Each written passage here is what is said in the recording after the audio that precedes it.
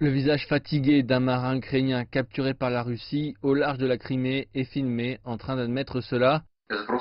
Nous avons ignoré les avertissements de la Russie et nous sommes allés dans leur territoire.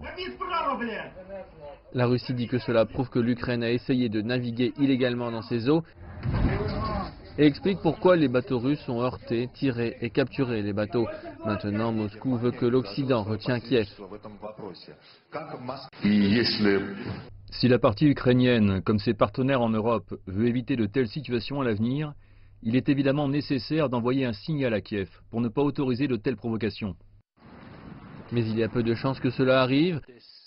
L'Ukraine, l'UE et les États-Unis disent tous que la Russie est l'agresseur et que la confession des marins a été forcée. Ils veulent une désescalade rapidement. J'ai dit à Sergueï Lavrov qu'un geste était attendu de la Russie, que les prisonniers et les bateaux retenus soient libérés au plus vite.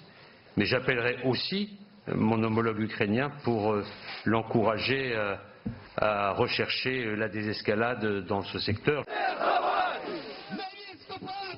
Mais cette affaire a mis le feu aux poudres. Le président ukrainien a décrété la loi martiale et l'Estonie veut plus de sanctions contre la Russie.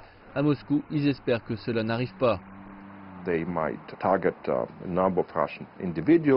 Ils pourraient cibler des individus russes, ils pourraient cibler des institutions.